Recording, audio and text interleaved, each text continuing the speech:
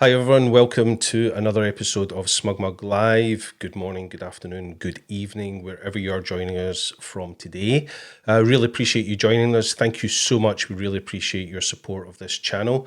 Let us know where you're joining from. It's always interesting as a host to see where people are joining us from today. So put that in the comments. Give us a little shout out from what part of the world you're in. And if at any point today you have any questions, do not hesitate to put them in the comments feed and I will get them to our guest today. This is SmugMug Live, brought to you by SmugMug and Flickr. And we are trying to just do some live streams and get some of our wonderful ambassadors and friends live with us here on the channel to give you some education, some insight into the work that they do and give you an opportunity to talk to them live and ask them some questions. So it's always a pleasure to have new guests every day. This week, we have a couple of more episodes later this week. On Thursday, we have an episode where it will be myself and some of the team from SmugMug giving you some insight into some of the tips and tricks you can do with our product. And on Friday, we'll be joined by the amazing Lara Jade, who is a wonderful fashion photographer based out of New York. Today, we are joined by a dear friend of mine, Michael Shainblum, and we will be talking to him probably for the next hour or so and getting some insight into his editing style, his post-production techniques. But in order that you don't miss out on any of the episodes we've got coming up here on the channel, please make sure you hit that subscribe button. And if you can, hit the little bell button and the bell icon, and that will notify you whenever we have another episode coming out. But for now, let's see if Michael is with us. Let me just see if I can call him up. Hi, Michael, are you there? I am here. Hey, Hello. good morning to you in California, sir. Oh, thank you. It's evening time over there. What time is it Here over in the there? UK, it's early evening here in the UK and in Europe, and probably afternoon somewhere in the East Coast, and morning time for you in California. How are things in California? It's pretty good. As well, given the situation, it's a little tough. But it's tough everywhere right now. So we're just trying to make the best out of it and stay creative and stay inspired. And Yeah. it's all you can really do right now. Well, as someone who spends their life traveling around some of the most amazing parts of the world, it must be kind of tough at the moment, but you're finding ways to stay creative. What would they be? What are you doing? Well, the first thing that I like to do is I've been going on a lot of bike rides and hikes, and I've just been still trying to keep immersed in nature and go on trails. And I've been trying to find trails that just don't have a lot of people, that are right around my house, so I don't have to drive far or, get into big crowds. So I've been doing that and just taking out my cell phone and taking little pictures of what I see, just reference pictures. And then I've been going through my archives, all of my hard drives, and just looking for new images that I might want to process, or not even new images, just older images that I think I might be able to work on and finish, because I have a lot of unfinished pictures that I edit them 90% of the way, and then they just sit on a hard drive for years. So I've been going back to those and seeing if I can work a little bit on those. Yeah, I think there's a lot of us in that exact same position where we're not able to get outside. So we're certainly revisiting some of that archive we have and reprocessing some of those images that maybe we haven't got round to, or finally getting to that back catalogue that we have, which is kind of cool. So I think a lot of us are in the same boat that you find yourself in.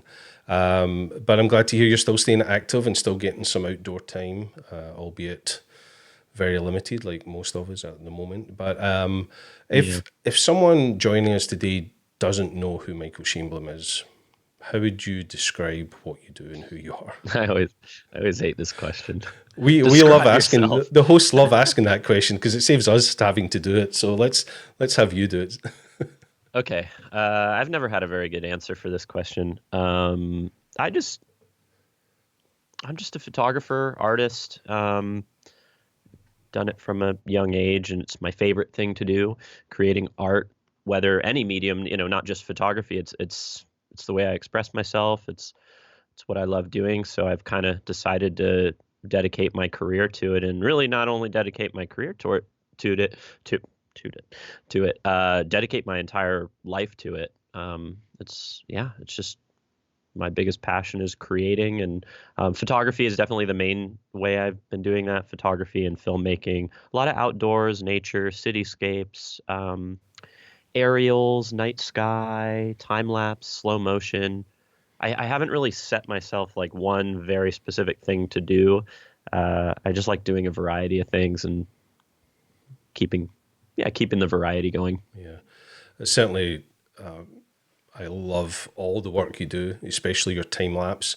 This format, this kind of live stream, isn't the best format to do time lapse type education and practical stuff and time lapse. But maybe we'll try and work together to find a way to, in a future episode, maybe give some insight, maybe even into the gear or some of the techniques. But having you sitting in your office running a time lapse isn't going to be the most exciting live stream, but we'll try and do something for the audience in some coming weeks regarding the time lapse. But for today's episode, we're going to focus more on your sort of editing, post-production techniques, and I think you've kindly lined up a few images that you're going to just edit live for us here and talk through what you're doing. Yes. Yeah, so that's cool. But let me give a shout out to some of the people there. We've got quite a nice stream going here of people giving shouts out to where they're from. So we've got Brent, who's joining us from Philadelphia. Rajesh is joining us from the Bay Area. George from Romania.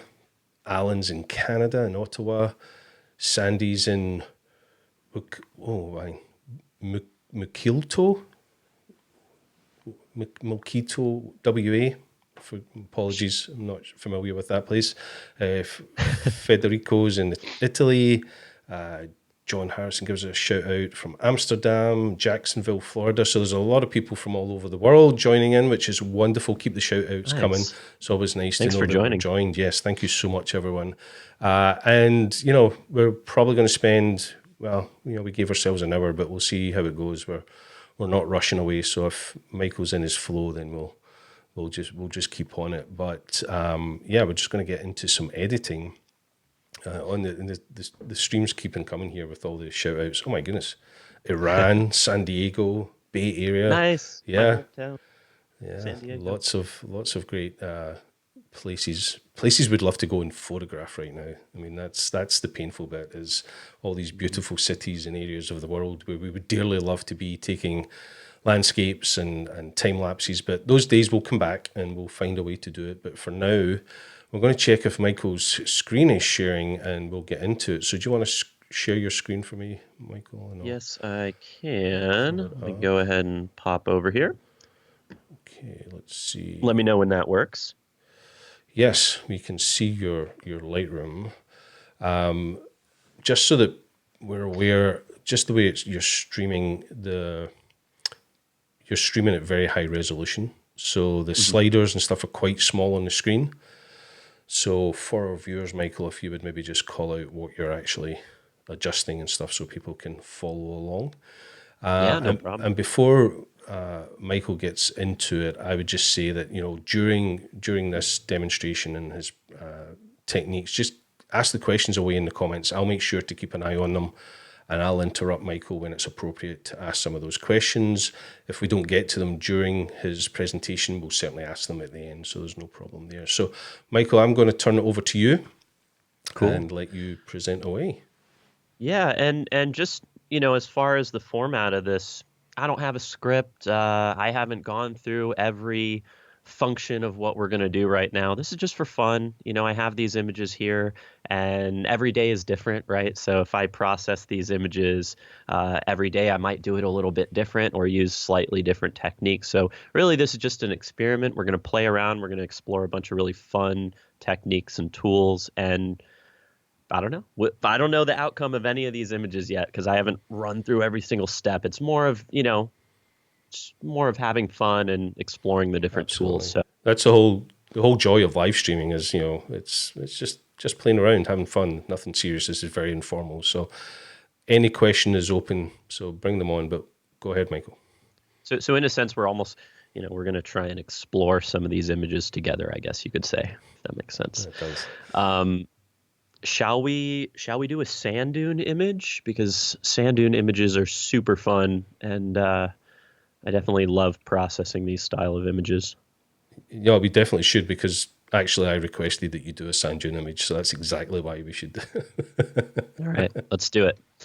I really love this image. You know, shooting sand dunes is a lot of fun, and it can be a little bit tricky to find the composition that you're looking for in sand dunes because it's a little bit chaotic when you're out there on the dunes. It's much different from, going to a set viewpoint and like let's say you're going to tunnel view in Yosemite and you get there and then there's the overlook and there's the view and there's not a lot of different ways of shooting it. You get your lens, you shoot the image and then it's done. With sand dunes, there's endless possibilities of how you could shoot these things, and of course endless possibilities of how you can process these images, darker or lighter or more contrasty, warmer, cooler toned.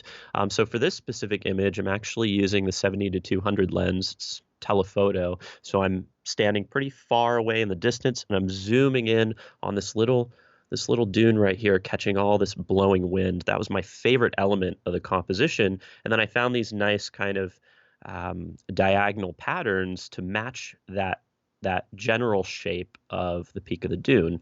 The background looks nice. This is actually not the sky. This is a mountain in the background. It's got a little bit of that cooler tonality to it. So I figure, when I process any of these images, I kind of like to go through, well, what would, for me personally, what would make this a better image through processing? Right now, especially since it's a raw file, it's pretty flat. So I definitely want to add contrast here. I want to make the dunes stand out a little bit more vivid, because the lighting in person, it was so vivid. And this raw file doesn't really represent, that intense feeling of when I was standing there. I think darkening the background would also be really nice. So I'm going to do a little bit of that.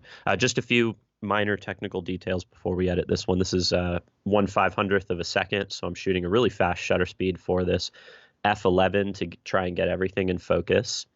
ISO 400 just because that was the last thing to change. And I'm on my Nikon D850 70 to 200 f4.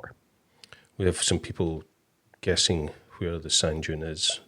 Someone you might know, a good friend of ours, Connor McNeil, the fella himself, has joined us again tonight. He's asking if it's Mesquite. Maybe. No, it is. I was actually out here. This adventure was out with Nick Page, who's a good friend of mine too. So we actually, if you want to see the behind the scenes of taking some of these images, we have some Death Valley videos on our YouTube channel, so you can check that out too. Okay, let's go ahead and dive in. Develop module. So one of the things in this composition, I like to think about different aspect ratios. So this is a 2:3 image. Every image that you shoot, well, most of these cameras are going to shoot an aspect ratio of 2:3.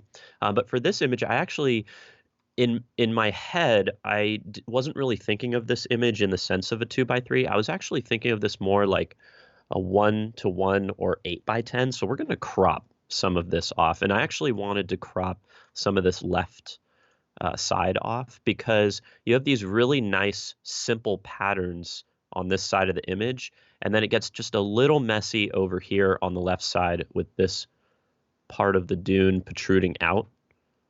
So I'm just going to go to our crop tool here. Let's try 4:5 or 8:10. See what we can do there. So you can see we can actually just crop that element out. I did crop a little bit too much out of the sky though. We can even get the this area of the dune going right to the corner of the photograph. And then if you ever want to see your before and after, you can always click this little, oops. Oh, never mind. Sorry, it's not doing it for crop. The backslash is to show your before and after, but it looks like it's only working for processing. Okay, so going into the sliders here, I just like to go down the list, basically. And the first thing I'm going to add here is a little bit of contrast, kind of like what I was mentioning before. And you can also add contrast a few other ways besides just doing the contrast slider.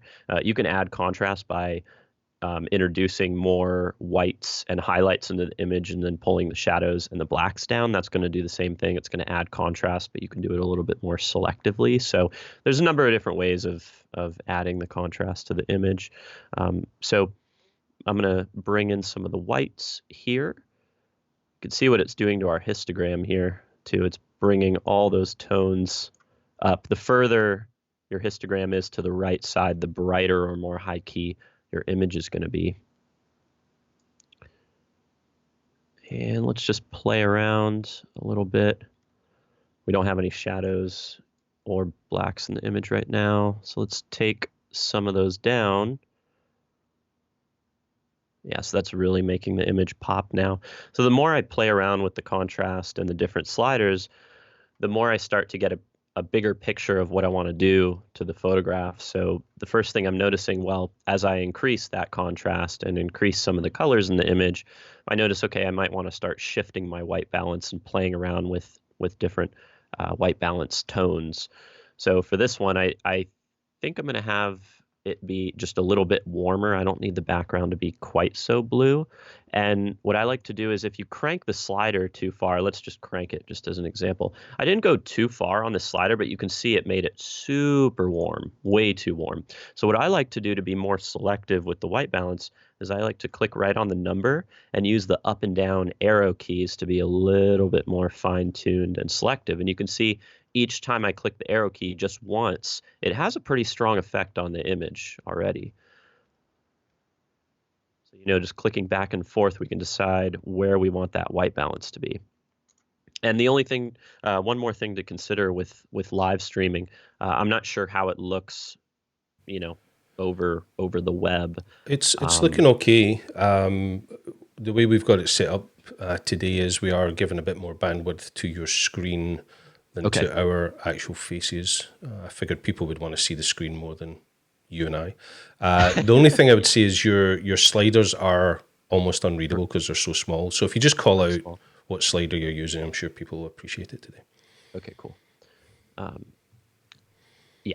So and the colors and tones might be just ever so slightly different via the webcast. Oh yeah, for sure. Yeah. So actually, I'm going to introduce just a little bit of magenta into the photo using tint, and I'm going to use that same arrow key technique. And I'm only pressing the number key a few times. You can see the number go up once or twice, but it has a pretty strong effect on the image already. All right, that's looking pretty good. Some of these sliders can be fun. I don't really play around with texture too much. Texture can be good if your photo is a little out of focus. I don't tend to process images where the photo is out of focus, but it definitely adds a lot of tonal contrast to the photo. It's a little bit more fine-tuned than the clarity slider, but personally, I don't really play with the texture slider too much. Clarity can be nice, but what I found works best for clarity is using it selectively. So finding an area of the photograph that you might want to accentuate more and use clarity on just that, because if you use clarity on the whole image, sometimes you can add a lot of tonal contrast to areas that you don't need tonal contrast. For example, like there's elements of what clarity is doing here that I like. I like kind of how it's separating part of the dune up here. Some of these nice highlights are getting a little bit more contrasty, a little bit more punchy. I don't really like what it's doing to the background here. I don't like some of these spots that it's revealing. So we're going to leave clarity alone. And if we want to add clarity, we can do that later, just using a more selective brush or maybe a gradient. Vibrance and saturation, if you don't know the difference between vibrance and saturation, basically, if you saturate the image using saturation, you're going to start saturating every single color in the photograph. Just is going to bump that saturation up. Vibrance is a little bit more of a smart tool. Lightroom tries to analyze which colors in the photograph are already saturated, and it tries to bump just the more desaturated colors to match those more saturated colors. So it's a little bit more selective, and if I am going to use one of these tools, I generally bump the vibrance rather than the saturation. Not that this photo needs a big bump, but you can see there how far you can go with it. And this is actually a good thing to mention. If you don't know what a slider does and you're uncertain, the best thing to do with it is crank it all the way.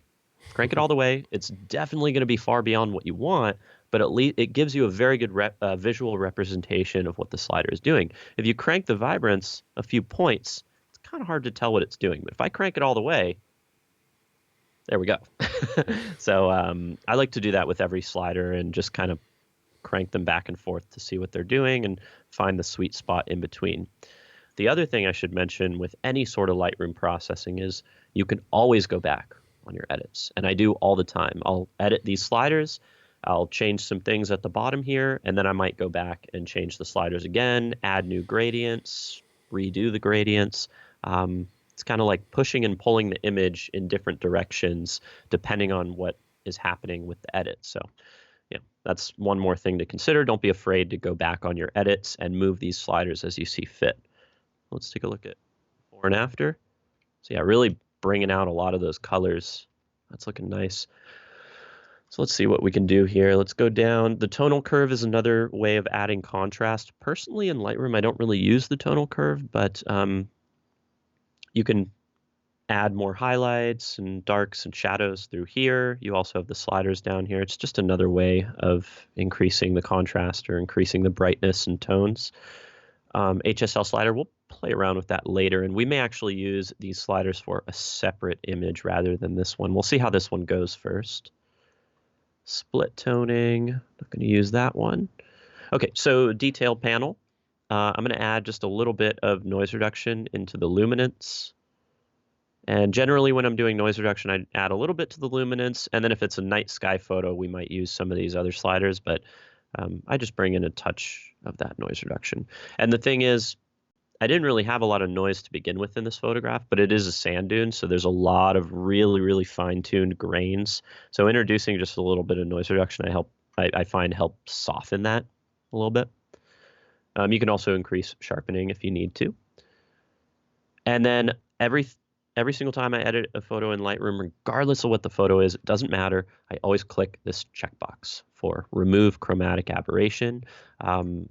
We're not going to see much in this photo, but you'll notice areas of tonal contrast between highlights and shadows will sometimes get fringing of colors, fringing of magentas and greens and sometimes cyans, and that's chromatic aberration. And there's a nice algorithm built into Lightroom where if you click this checkbox, it's going to remove it. We don't have a ton in this image, but it's just good practice to always make sure this is selected. Because if you do end up later on deciding to bring your image into Photoshop or re-editing this, you're going to be really sorry that you didn't check that checkbox if you start to see those chromatic aberrations show up in your photo.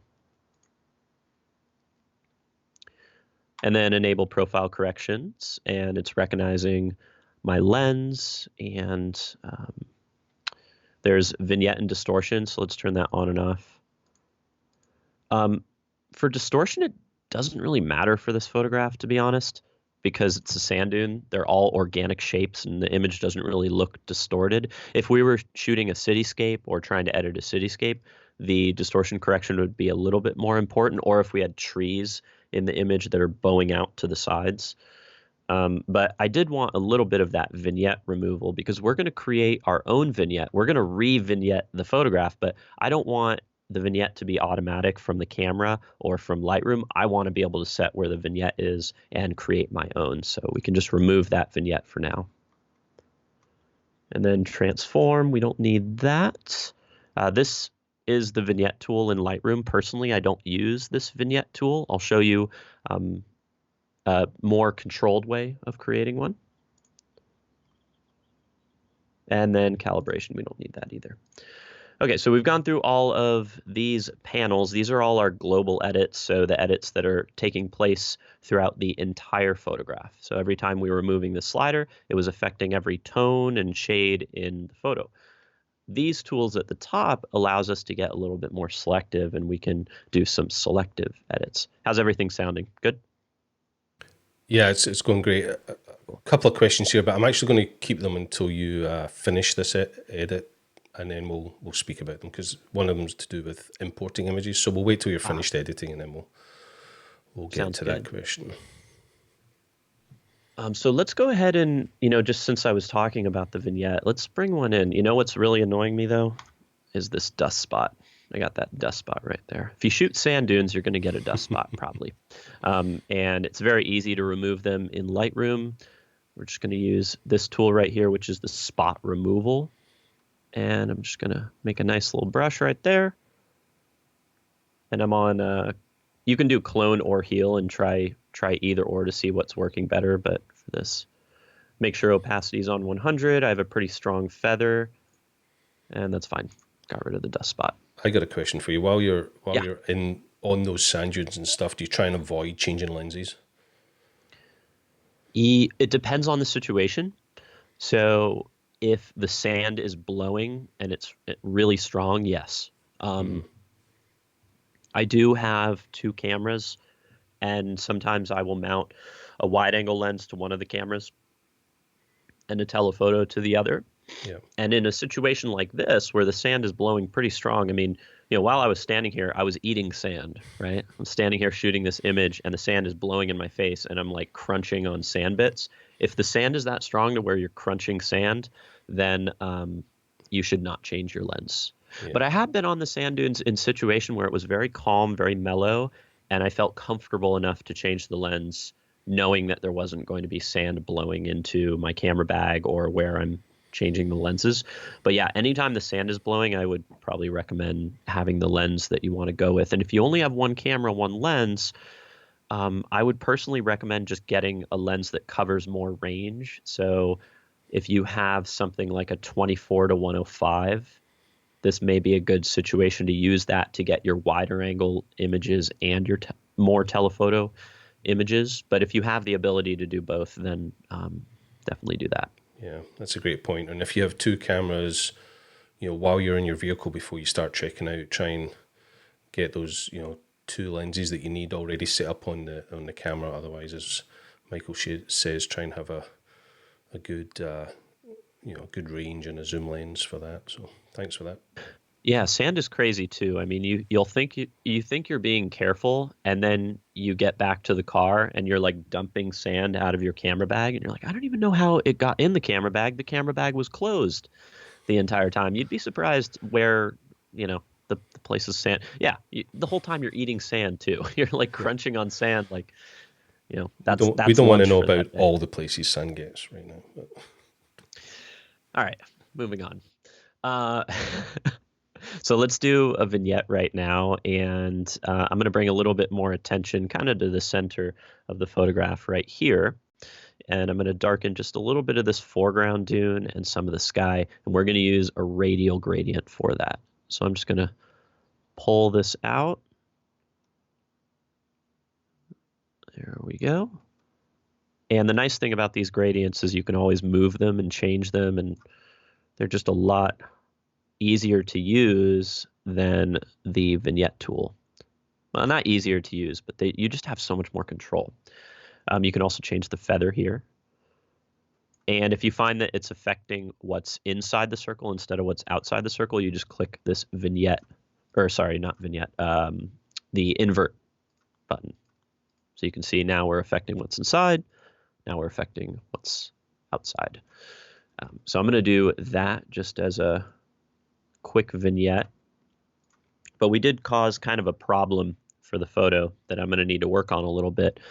This area of the dune is pretty bright, but I really want to highlight the top over here too. So we're going to need to kind of control these two tones. The first thing I'm going to do is play around with one of my favorite tools in Lightroom, which is the range mask. I use the range mask for a lot of my images. We'll probably use it for some of these other photographs, but let me just show you how that works. So I'm going to take the brush tool right here, and we're going to brush on the sand dune. Brush along the area that's a little darker. So I'm not brushing where it's more highlighted. I'm just brushing on this top portion with the blowing sand. And you'll see range mask right here down at the bottom. Click Luminance, and then click Show Luminance Mask. Now everything that's in red is what the mask will essentially be affecting.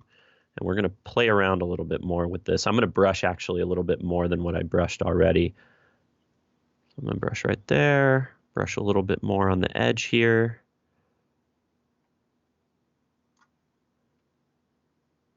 And what we want to do is target an area of luminance. So this allows you to target areas of highlights or shadows or midtones and only affect that area using these top sliders, using exposure or contrast or color. Any of these sliders can be affected to a certain portion of luminance.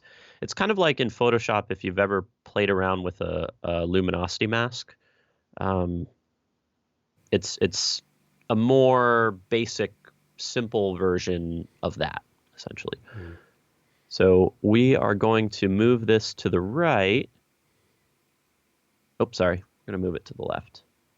So that, no, wait, no, I was right the first time. We're going to move it to the right so that we're affecting those highlights rather than the shadows. So you can see here the red is moving out of the shadows and it's only affecting the highlights. You can see the red a lot on the blowing sand. And if you find you want to brush more, we can brush a little bit more on that blowing sand. Oops, didn't want to do that though. All right. And then you can also change the smoothness of it as well. So there's a little harder of a transition. That's a little smoother. Click the mask off. And now when I bring up the exposure, see how it doesn't really affect the background at all. We brushed into the background, but we're not targeting the background anymore because the background's a little bit darker than those highlights of the dunes. So this is a super powerful tool. And again, you can use this for more than just exposure. I mean, we could crank the white balance of this portion. We could add some contrast into here. We could add clarity into just this area. So this is, I mean, this is probably my favorite tool in Lightroom, to be honest. I mean, range it's so masking powerful. is so incredible. In fact, our good friend Connor's making just that comment. He's saying range masking was the best update in Lightroom in forever. I can agree with that. We all agree. We love the range mask. And Connor also says 28 to 300 for the win when you're in a Sanjin. Yeah, seriously. I don't have a lens like that, but if you do, definitely throw it onto your camera. So I'm going to brush just a little bit of darkness right here into this highlighted area. Not a ton, just ever so slightly. I'm not going to use a range mask for this one. I'm just going to take the exposure and bring it down like 2 notches. So it's like pushing and pulling the tones. If we go back to our start, there's where we were, here's where we are. So one thing that I find fun to do is now we're going to use the hue, saturation, luminance sliders. And if you want to control just one tone in the photograph, one color, one tone, these are some of my favorite tools to do that. So let's say the blue in here is just a touch oversaturated for what we want. Maybe we're not trying to have the contrast between the blues and the yellows. Not that the blue here is distracting to me, but I just want to show you what you can do with this tool. If we want to change the hue of just this blue, we can use this little eyedropper tool, bring it over to the color we want to affect, and then scroll back and forth, and you can see we can alter just that tone independent to the other colors in the photograph. So if we wanted to change the hue of the blue ever so slightly, we can do that. And then if we select it on the sand dunes, you can see we can do the exact same thing. And you can see on the right side which colors it's affecting. Right now we're affecting orange and a little bit of yellow.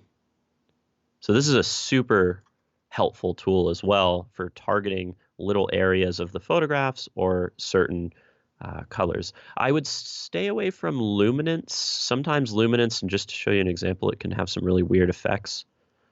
Like you see how you get a lot of weird compression around some of the highlights and some of the shadows. So be careful with the luminance part of the sliders, but saturation and hue work really well. So we can do the same thing for saturation, take down the saturation ever so slightly in the blue. Now going back to our edit, let's try another slider. Let's do the graduated filter right now. Let's pull it all the way from the top. And decrease the exposure. Now let's just see what we can do with the range mask again. So obviously this gradient is darkening the sand dune a little bit too much, but we can use a mask, go into Luminance again, show Luminance mask. And this time we want to do the opposite of what we did to the sand dune. Before we were brushing on the sand dune and we were only trying to target the highlights. Let's brush on the sky, well, not really the sky, the mountain in the background, and pull it so that we are not affecting any of the highlights.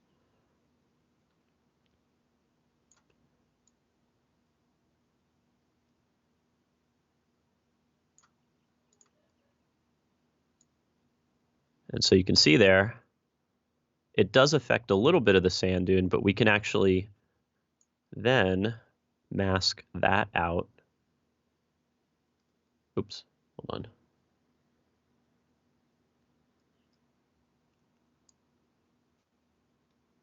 So what we can do here is, balance this out so that we're not affecting too much of the sand dune down here, and then we'll actually brush out the area that it's affecting right here using another mask. So we can darken the mountain and the sky. You can see we're not affecting any of the blowing sand. But it does get just a little darker on the sand dune, but that is okay because then we could go in with a brush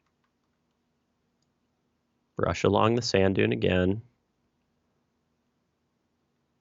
And now I'm just going to pull the shadows and the blacks a little bit to kind of balance that out. We can even bring in some exposure if we want to.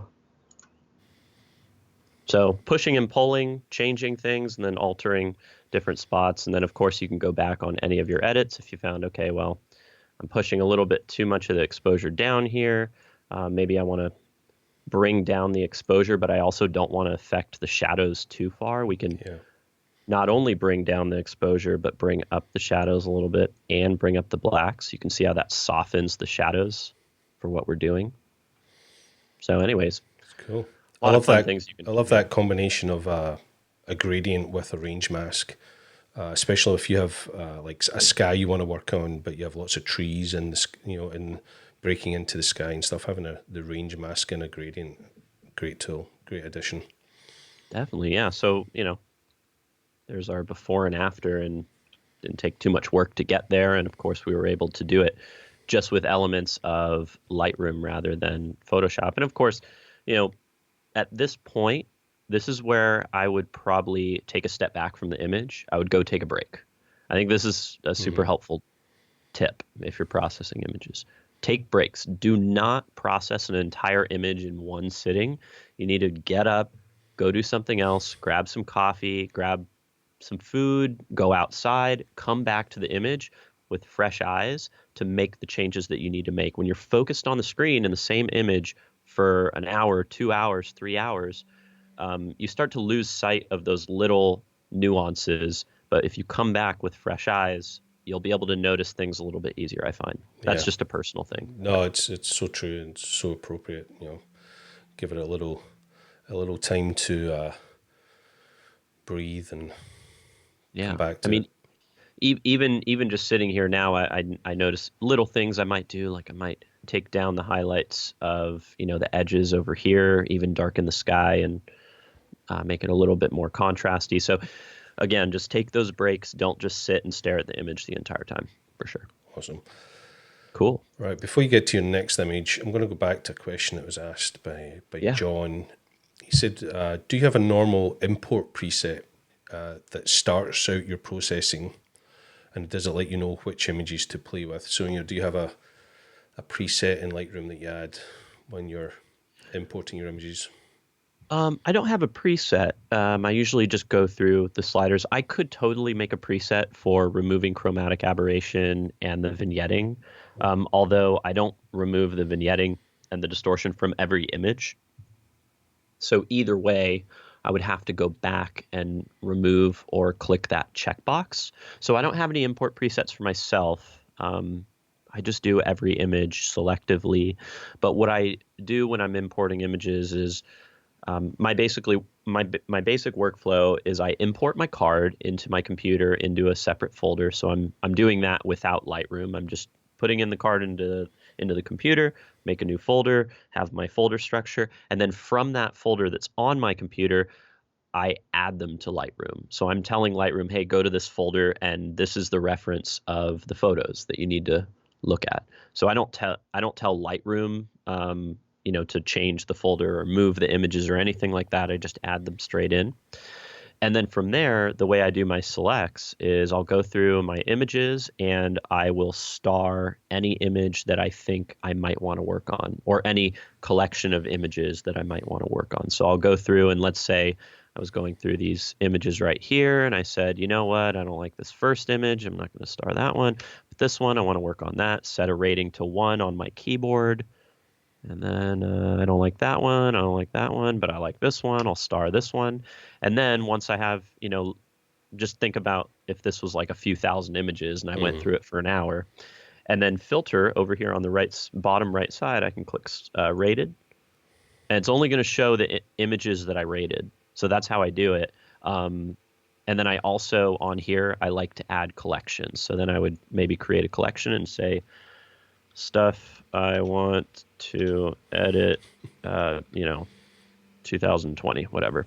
And then I would add those starred images into this collection that I can refer back to later. So it's a combination of the rating system and smart collections and collections. I have to say I have way too many collections called stuff I'd like to edit later. I know, right? Getting through them now, though. Getting through them while we're stuck at home. And I have a ton of Lightroom catalogs, and everyone, I'm not the best at organization. There's sometimes where I forget which images are in which are on which hard drive and which catalog, because I have a lot of images between photographing and time lapsing. So there's just tons of Lightroom catalogs that I create, and so I'm not the best at organizing this stuff, but I've found that the rating system with the collections works pretty well for the most part. But boy, are you good at editing them, which is the important part. That's why we're here today. So while Michael moves on to his next image, don't forget to drop in those questions. There's a few more that I'll get to at another point. Put those questions in the comment window and I'll get them to Michael. But we'll move on to the next image. So we'll do there's a few images where I just want to show some basic things. This is kind of a fun image. We'll spend just a second on this image. We're not going to go through the entire process of this one, but I shot this in New Zealand and it was really, really rainy. So you can see here the file looks very hazy and foggy. And I want to bring out more of those tones and colors and everything. And this is a good example of where the dehaze slider works really well. Sometimes you'll use the dehaze slider and apply it to an image and say, wow, that looks terrible. But this image specifically, watch what happens when I bump that dehaze slider. Like it's a completely new image almost. I mean, we still get those nice foggy bits from the rainstorm, but going back to the beginning, you're able to really bring out a lot of those colors and tones. So, I mean, with a little bit of editing here, you can really bring out some of those files that you don't think, like if I was scrolling through that file, I may not star that one because I'm like, it's too rainy, it's too hazy. But with just a little bit of work, I mean, of course, I would spend way more time with this one. You can actually do some pretty cool things. So, yeah. Looks very Scottish, that image. Here in Scotland, I just walk around with a permanent dehaze filter on. It's look better. Yeah. Anywhere where there's heavy rainstorms and stuff like that. It's pretty crazy, what the algorithm is able to do versus and then of course you can clarity. This is a good example of where you could use the clarity globally and get some good effects out of it too. Some images, the clarity slider just destroys them, but images like this can have a pretty nice effect. Let's go to this one. So this is an interesting one. This is another one where we're not going to spend too much time, but actually this image was shot with a point and shoot camera. This was shot with a little Sony RX fixed lens camera. And I've been actually taking a lot of pictures with this fixed lens camera, sharing them to social media, processing the images. And a lot of people keep asking me what cameras I'm using, and they assume it's the D850 or it's the A7R3. It's like this big camera with all these different lenses. This is literally just a point and shoot. And I've actually done a long exposure, a slight long exposure here, and I'm just holding the camera on like a rock. So I went for a walk and sunset was pretty nice, and I had this little camera in my pocket, and I decided to click the image.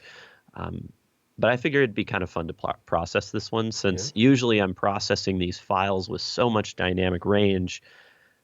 It'd be fun to play around with an image from a point and shoot. Yeah, it's a cool looking image. Actually, if I look closely, I think I can actually see our office from here in that image. Oh, what Almost. in San Francisco? Where's the new office? It's right below, it's on Fremont Street, so just up from Salesforce Tower there, right in the middle. So. Oh yeah, right about here then. Yeah, I can't quite see it, but there's no one there just now anyway. So.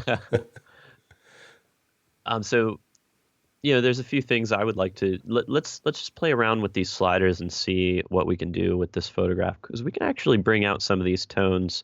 We need to be a little bit more selective with this image than with the D850 files, since they're a little bit more fragile. But let's take down. You can see we can still take down the highlights without compressing the image. We can play with the shadows and the black slider. Bring in a little bit of, let's see what the clarity does. Okay, so there's a good example of where I wouldn't want to use the clarity globally. Bring in some contrast. Then I'm going to brighten the image. And similar to what I did with white balance, you can use the number keys if you want to use them for any of these sliders, but you don't want to have the effect be quite as strong. You want to be a little bit more selective. So I think right about there. And we're going to vignette the image. And I want to really bring the attention to the center of the city here. So darken and deepen the sky. I can also darken a little bit of that foreground area. We're going to use the radial gradient like we did before. Take down the exposure. Soften that up using a feather. And it looks like the white balance is just a little cool. It was a little warmer in person, and I think we could bring out more of these tones by warming up the image. Right. And then I'm going to use now just a regular gradient for the top of the sky. Bring down that sky.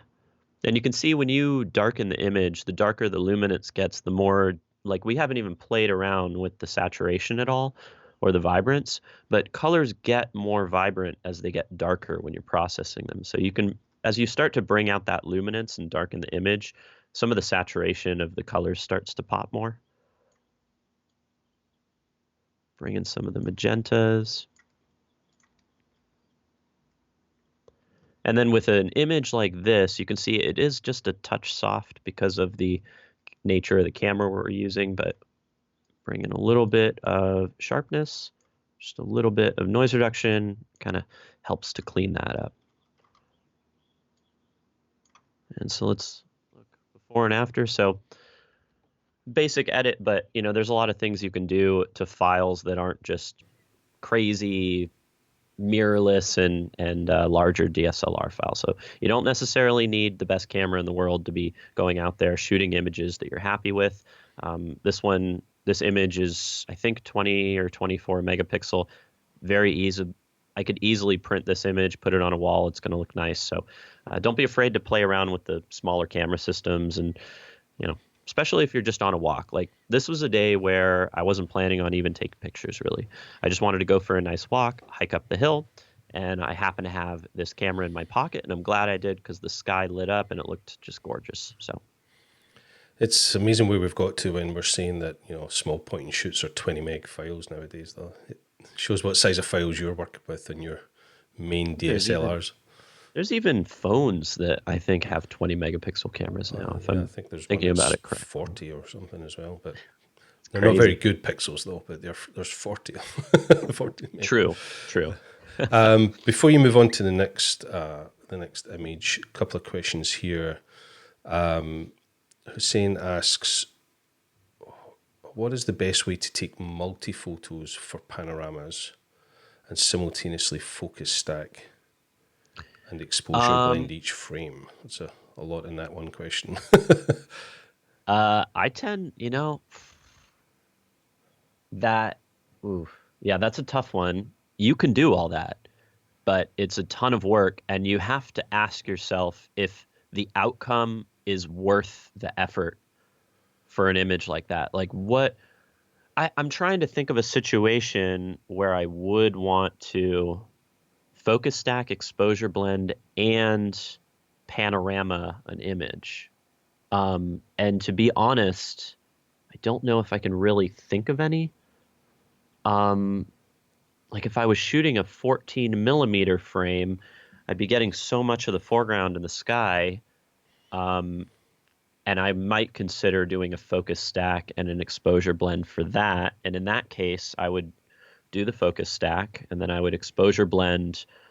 And I'd do the focus stack for whatever was happening in the foreground. That's the exposure I would use for the focus stacked image. And I would do my base edit in Lightroom, bring all of those images into Photoshop in separate files. So I would focus stack the image separately, and then I would exposure blend the other images separately in their own files. And then once both of them were done, I would combine the two. And that's already enough work, right? I can't imagine adding panoramas into that. I think if you were going to do a panorama, usually since you're increasing more of the resolution, I don't know if you would even need to focus stack something like that because you're bringing in more resolution and thus bringing in more focus. So I would just, if you're doing a panorama, try not to and you have stuff in the foreground, try not to shoot f2.8 or f4. Try and shoot f11, f16 to avoid having to give yourself more work in post. Exposure blending panoramas, I've done that before, like HDR panoramas. And what I've done for that, I've done it manually where I've done the HDR for every single, like let's say I took vertical image, 5 vertical images, 1, 2, 3, 4, 5. I would have, let's say, 3 exposures for each one, and I would blend those manually in Photoshop and then use like PT GUI or Photoshop or Lightroom's stitching software after I've already blended the images individually together. But again, I feel like me saying all this, I'm losing a decent amount of people because this gets really advanced. So anytime I'm shooting anything, I guess the takeaway here is anytime I'm shooting anything, I try and avoid giving myself too much work in post later. So if I can avoid that by, doing a panorama where I underexpose the panorama and bring up the shadows instead of having to do a giant HDR for it, or rather than having to focus stack a panorama, I shoot f16 instead of f4, I'm always going to choose the method that's going to give me less work in post because, yeah, you're talking about hours of just tedious technical stuff, which I love processing images, the creative side with, dodging and burning and playing around with the colors, but I hate the technical side like focus stacking and panoramas and stuff like that. So that Cool. would be my advice for it. Cool. Thank you for that answer. I think I can help answer this next question, actually. Connor asks, do you tweak an image's aspect ratio to make it fit a particular medium, say for Instagram? Well, very recently, we were helping Michael with some of his SmugMug site, some of his prints that he sells, and he has a lot of aspect ratios in there. So I know for a fact he definitely crops a lot of his images Yeah. to sometimes random crop sizes, but mostly just regular standard crop sizes. But you definitely crop, right? Yeah, 100%. I love playing around with the aspect ratio. I try and stay to standard aspect ratios. So if I wanted, like, here's a good example. You know, we did this image, which I decided may work best as an 8 by 10. Um, but that would be different from, let's say, this image, which I would keep at a 2 by 3 aspect ratio. But then you've got this one, the city image. And to be honest, the city image that we just processed, this one actually could work better in more of a panoramic format. So if I was to go 16 by 9 with this one, you know, I think that's a great aspect ratio for this image, makes it a little bit more cinematic. We don't necessarily need these buildings on the bottom or this extra layer of sky. So I'll just go through and play around with different aspect ratios that I think help to tell the story of the photograph and help to, you know, elevate the composition.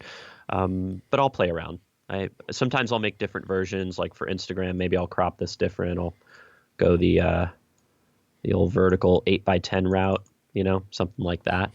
So I'm not afraid to crop my images, Yeah. but what I'll do is if you want to make multiple crops, I'll create virtual copies here. You see I'm right clicking and I'm making these virtual copies. And let's go back to the original crop here. And then let's do the 16 by 9 crop here. So in Lightroom now we haven't duplicated the photo on our hard drive. This is just a reference of the photo here in Lightroom, but now we have three different versions. We've got our Instagram 8 by 10, we've got our kind of more cinematic crop, and then we've got our original. And I can keep them all here in Lightroom organized. Yeah, the Shainblum is definitely not a purist. It doesn't keep the ratio it comes out the camera, that's for sure. See lots of different No, crops. no. And you have to consider over the years, you know, images haven't always been 2 by 3. There's different aspect ratio, you know, different cameras shoot different aspect ratios, like different film cameras, um, you know, like 8 by 10 film. When you're shooting video, some of the more higher end cinema cameras shoot a wider frame. So there is no, this is the standard aspect ratio of a photograph. I guess you could kind of say 2 by 3 is the standard, but it hasn't always been the standard. There's been different aspect ratios over the years for every different camera. So Cool. Thank you. There's still questions coming in, but I'm conscious of the time, so I'd love you to get to a night sky shot for us and edit one I of had a feeling. those. Yeah, I did. I did put in a couple of requests. I did ask him to do a sand dune and do a night sky for us. So I know you brought Yeah, one today. that that is no problem. Yeah, so this is a fun night sky image. I took this years ago in Crater Lake National Park, and I'm using the Sony A7S. And I think actually for this photograph, I'm using the Rokinon 14 millimeter. It's not the sharpest lens in the world for night sky, but at the time of shooting this, it was more of my budget lens. So if you're looking to get into astrophotography, the Rokinon 14 millimeter, it's only like $300 versus some of the other more high end night sky glass is going to run you over $1,000, sometimes even closer to $2,000. Yeah. So very affordable lens. Running that on the A7S, the original. I think I shot this in 2014. I've since gone back and shot a bunch of stuff at Crater Lake with my friend Gavin, and we have some courses on that. But this is my first attempt. This is my original, so I thought it'd be fun to go back to this image and just try and process it using just Lightroom. So you can see here we're shooting a really high ISO. We're actually at 12,800, and you can definitely see the noise throughout the file. 25-second exposure, f2.8. But we're going to play around with this a little bit, bring out some of those sky tones, bring out a little bit more of the details in the tree. And yeah, this is just a simple single exposure. So first thing we're going to do here is for my night sky photographs, it works a little bit different than the daytime where I kind of always bring down the highlights of the night sky. And you can see it starts to deepen the colors a little bit more in the sky.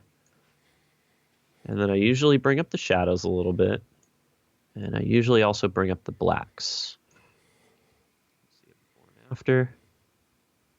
And sort of just neutralizing, getting the foreground to be a little brighter, getting the sky to be a little darker. Clarity, again, most of these we're going to affect with the brush tools and stuff. Vibrance, I'm going to bring in some vibrance. I'm not going to bring in saturation. And I'm actually going to bring the vibrance pretty high here because we can always desaturate colors as we need to. So I'm going to bring that to 20. And once I've done that, I get a better understanding of where the white balance needs to be after I've already played around with the sliders for a second. So I like, this is all subjective, but I like my night skies to be a little bit more blue. Kind of give it a nice blue tone to where the sky is nice and blue, but you still get some of those warm tones in the core. So if I went there, for me, that's too far because we've lost the warm tones in the core. Everything else is blue, but we have taken it too far. So this is a great example of using the number keys again. So I'm just going to click this. Each time I click it, I can see the white balance changing. It can be really selective. So you're just highlighting the actual number of the temperature and then using, is it the down and up keys or the left and right keys? The down and up keys. Down and up keys. Yeah. And that just takes it one step at a time. Exactly. And I do this quite a bit. I use these number keys for almost every single photo, I would say. Not necessarily just for white balance, but just for things where I want to be a little bit more fine-tuned and selective because, you know, as I try and crank this slider, it just goes too far. It's too wacky. Yep. So you'll notice a little bit of green in the sky. That's called air glow. I've had some questions of if that's aurora or not, or if that's part of the camera. No, that's actually a little bit of air glow. It's something you can't see visually with your eyes, but it gets picked up by the long exposures. So if you see some green in your sky with the Milky Way, now you probably didn't get the aurora if you're in California or Oregon, but it is a cool little thing to have in your photographs. Anybody would think you're reading the comments at the moment because Connor just said, hey, is that air glow on the left? Oh, that's funny. No, I can't actually see the comments. No, I know you can. Connor's trolling you in there saying it's air glow. Yeah, I shot an image at Yosemite National Park, a big panorama, and the air glow was so vivid, and I had a lot of people reshare the photographs. Some big organizations resharing the photographs saying, "Oh, the aurora and the night sky over Yosemite National Park," and I was like, "Ooh, should have asked me before you posted that." Anyways, we're going to use the range mask again for this photograph. Actually, you know what? Before we do that, let's go bring in some noise reduction. Noise reduction in Lightroom for these night sky images is so important. It works really well, and I always need to apply noise reduction to my night sky photographs. So usually I'm around 30 to 40, depending on the camera system and how much noise there is. I'm okay with a little bit of grain in my night sky photographs. The images were taken at night, so it would be really weird if they were just pure smooth images. I actually find most images with no noise at all to look a little odd. They almost look hyper real because we're used to seeing a touch of grain in photography anyways. So I'm okay with a little bit of noise. We can remove a decent amount of this, but you don't want to go too far with this like that. Now it just looks like a CGI picture, you know? So be careful not to go too far with the noise reduction or your images start to look a little weird. But you can change it as you see fit. Usually for night sky, I'd say 30 to 40% is good. Another thing I like to do with the noise reduction on the night sky photographs is play around with color and sometimes smoothness. And this helps to get rid of little color patches. So let's bring up color and see what that does. So you can see as we bring it up and down, you see the little fringes of color. And they start to blend and soften a little bit. And same with smoothness. Smoothness kind of does the same thing. You can see what it's doing here in the tree. We don't want to take smoothness too far, but we can definitely get a nice effect. Bring it up slightly.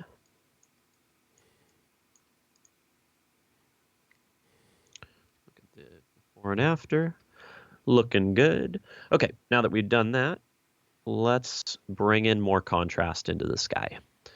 And we're going to do that using a gradient. And we're also going to use a range mask. So I'm going to go right from the horizon right here. I'm going to take the exposure down a little bit, take up the contrast, maybe even bring in some whites. I'm going to make the sky look a little nicer. And you notice, of course, it affected the tree and some of the foreground. That's okay, though, because we're going to use our handy-dandy range mask. And we are going to make it so we are only affecting the sky and not affecting as much of the foreground. And there we go. And you'll notice the tree is still just a touch dark, but it was dark to begin with. As you can see here, it was actually pretty dark even before we started working on the image. Like this area of the tree just is a little darker than this area. But if we wanted to blend that and make this area a little brighter, we can use the same technique we've been using before. This time I'm going to use the brush tool. Brush along just the top of the tree where it is nice and dark, maybe even just a little bit right here too. Range mask, luminance, show luminance mask. And we are going to pull it out of the highlights this time, so we're only affecting the shadows. There we go.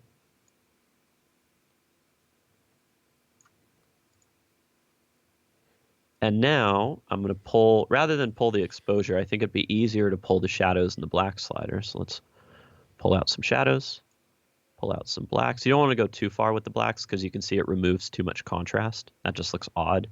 But you can move it a few points. And exposure, try and bring that up a little bit. Looks like it brought in a touch of saturation too. So we can also desaturate that area to blend more with the other tones in the tree.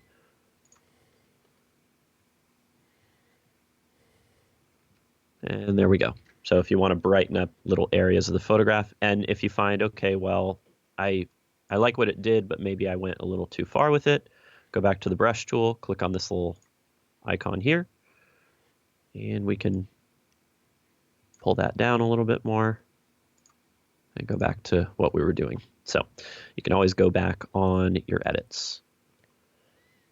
Lens corrections. So this is interesting. So we can remove chromatic aberration like we did before and go to enable profile corrections. And you'll notice it has no clue what lens I'm actually using because I'm using right now the Rokinon, which is manual. So Lightroom has no idea what lens I'm using because it's not actually connected to the camera. You can input manually your lens and all that, and it'll show up here. Or you can just go into the manual settings, and we can change the distortion and the vignetting manually here as well. So you can see if we bring up the amount, we remove some of that vignette. And we can remove a little bit of it. You'll notice we do have some kind of noise coming in here. So I'm going to take a gradient for the bottom here.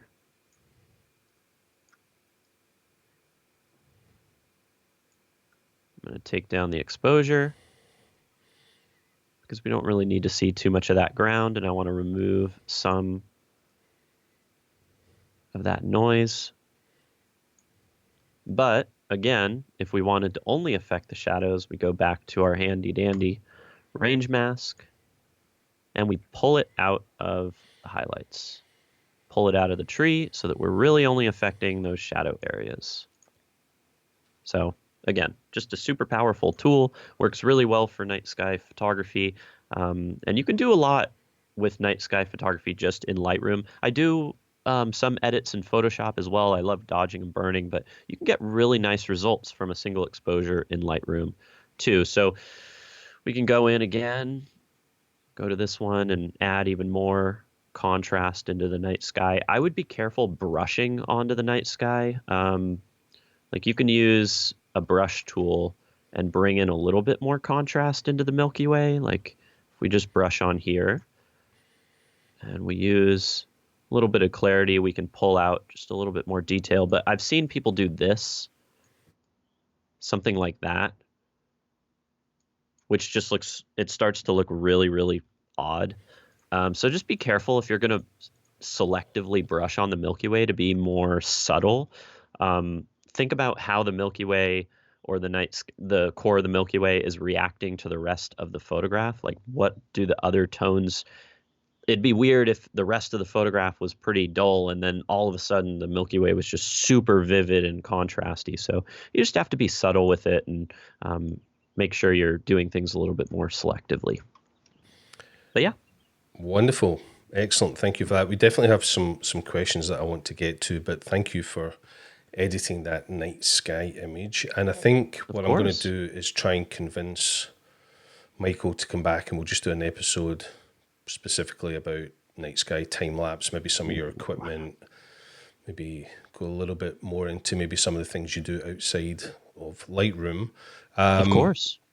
Let's see what the questions is. Louis here has a question. He says, hi from Brazil. Thank you for joining us from Brazil. How do you apply sharpness and noise reduction to astrophotography time-lapse?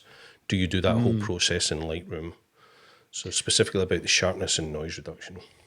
Yeah, so if I'm processing a time lapse from the night sky in Lightroom, I do a lot of the same techniques. There are some things I wouldn't do. So any of these global edits, like the brush tool, you need to be very careful of because things are moving in the frame. You can still brush onto a time lapse. You can still use a gradient on a time lapse. You just have to consider that the Milky Way in a time lapse may start out on the left side and then end up on the right side. So if you have this brush that's affecting the core, as the core moves out of that position, it's going to look really odd. So you have to be a little bit more careful about the selective edits. But yeah, you can do a lot of the same things. The noise reduction, I still apply noise reduction. Sharpness for night sky, I don't really apply too much sharpness to night sky time lapse. You could add a little bit here on the sharpening panel. I wouldn't go too far with it though, because stars are already pretty tack sharp. So if you go too sharp with them, they just end up looking like bits of noise, if that makes sense. But yeah, I go through the same process. What I would recommend doing, do your process for one photograph in the time lapse, copy the settings, and then paste them onto different images in the sequence. So let's say you started out with the first image in your sequence, copy that, go to the end, go to the last frame, paste it on and see how the image looks. If the image looks weird, you're going to need to probably re-edit a little bit. And what I would do is re-edit on that last image, copy from the last image, bring it back to the first and see how that looks. And eventually you'll find a middle ground in between the two that looks nice. You could even try it on a middle photograph in the sequence, but things are changing, so you'll need to change your edit. And if it's really crazy, like the night sky colors are changing and the moon comes out and there's all sorts of color changes, you may consider getting yourself a program called LR Timelapse. But to be honest, most of my night sky time lapses I do just straight in Lightroom. Awesome. Thank you for that. Hussein asks, what sharpening methods do you use when you post images on social media? So do you sharpen your images differently if you're going to post them onto social media? Yeah, sometimes I've exported them straight out of Lightroom just with a little bit of extra sharpening applied here. I also use a more selective method of sharpening through Photoshop. So even if I just do the entire process through Lightroom, I use something called the TK Action Panel.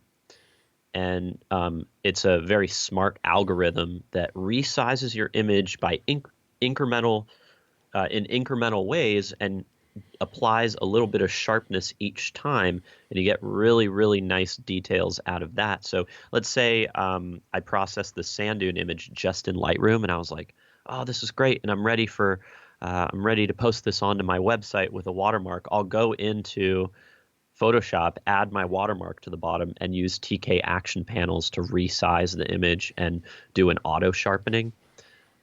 I would say I use that the most. So you could check that out. Just go to Tony Kuiper, type in Tony Kuiper Action Panel into Google, and you'll find that. I also have some links to it on my website in the tutorial sections. Cool. Thanks. Yeah. Strange comment, but Roy says, nice in and out mug on Michael's desk. Yes, In-N-Out Burger. That's I'm so excited. I don't think there's one by my house. It is not open. I rode my bike past it and they're closed. But once quarantine is up, I'm gonna get a burger. I don't think It's it's nearly as good as the other mug that's sitting there. I recognise that other mug. SmugMug mug. SmugMug. I happen to have one. Oh, it's just off camera, actually. It's just sitting right here and a little bit dark. But I have another actually right here. Look. There's another SmugMug. let's see. I have multiple SmugMugs. That's where all the SmugMug mugs went. There you go. I got these in, I think I got these SmugMugs in 2013. I've had these for 7 years. Well, you looked after They're them my well. favorite mugs. Yeah, it's just because they're huge. You can get lots in that one. And then another, I think Connor's definitely going to win the most random question of the night or day award. What was the name of the huge dog that your roommate used to have? Moose. Moose. Oh, I cannot believe you remember that. Yeah, that was Moose. Moose, the American bulldog. Yeah, that was years ago. That's when you shared with Toby and stuff, right? Yep. Yeah, that's when Toby lived here as well.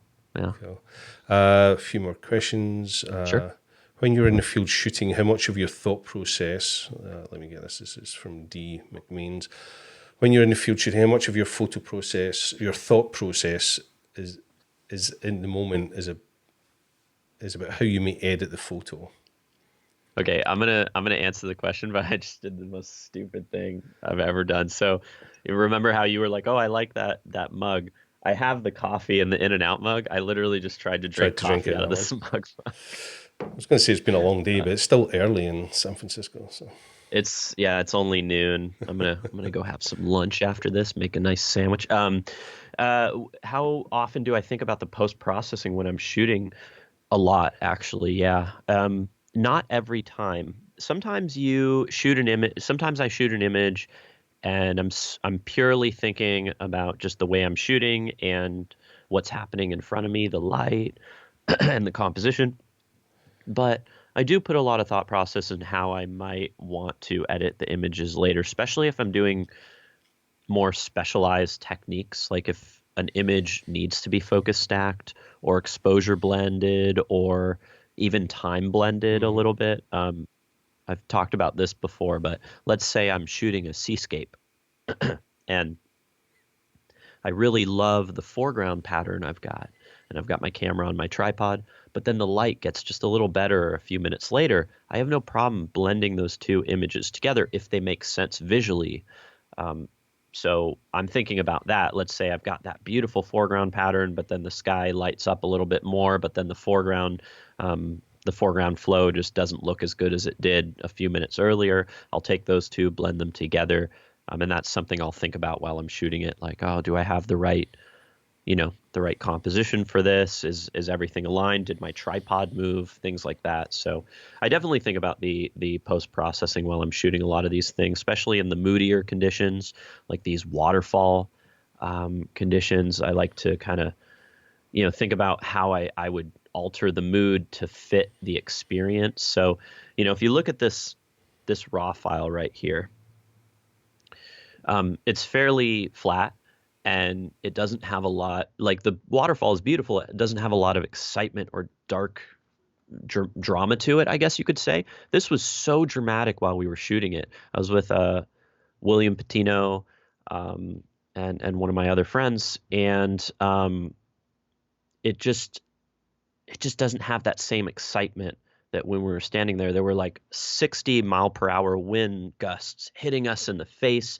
The waterfall was blowing all over the place, mist just going everywhere. So if I was, while I was shooting it, I was thinking, how am I going to process this to bring out all that drama, that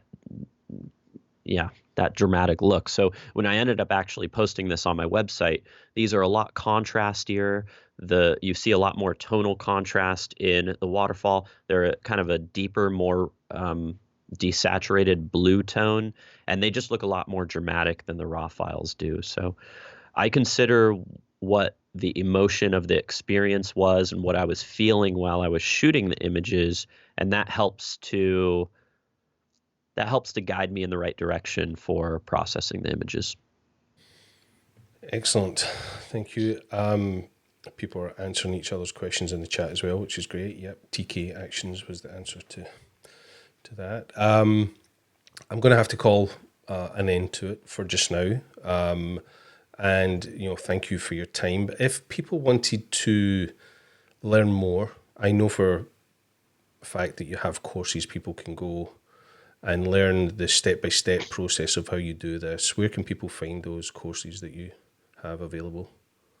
Yeah, so if you pop over to my website, I've got a tutorial section, premium tutorials, and I also have YouTube tutorials as well if you want to check out my YouTube channel. I've got a bunch of these start to finish tutorials that go over different images, seascapes, and different dramatic mountain images. I also have a masterclass with my friend Gavin Hardcastle where we go into all sorts of night sky processing, and we dive into Photoshop and stacking and star trails, and yeah, there's a variety of different courses on there if you want to check them out.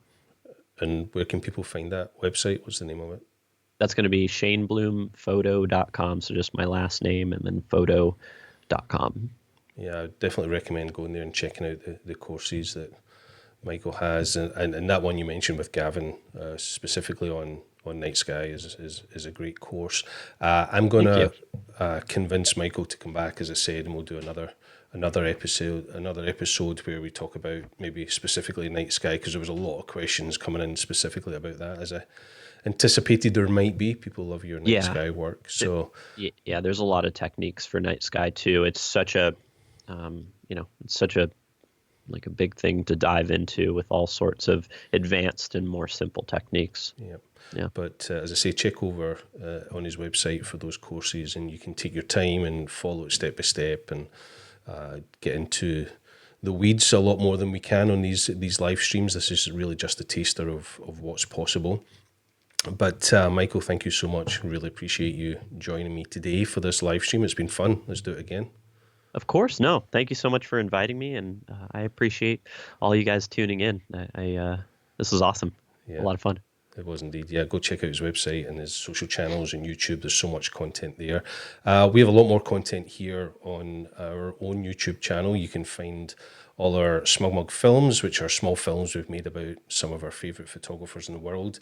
We've also now got several weeks worth of SmugMug live episodes that you can go watch with landscape photographers and portrait photographers and retouchers. Lots of things that you can get a little bit of education while we're all stuck indoors.